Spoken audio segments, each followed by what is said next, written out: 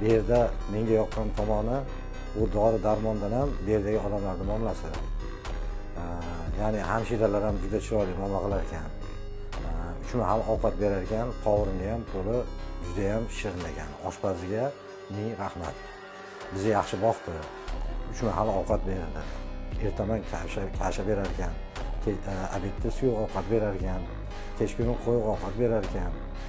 Yana 3 mahal xonalarni tozalab turar ekan. Xonalarni mana ko'rib turganinglardek juda ham shinam, chiroyli, hamma sharoit bor. Televizorlardan tortib, hojatxona deysizmi, dushovoy deysizmi, rakovinalar deysizmi, hamma yo'q joyida ekan.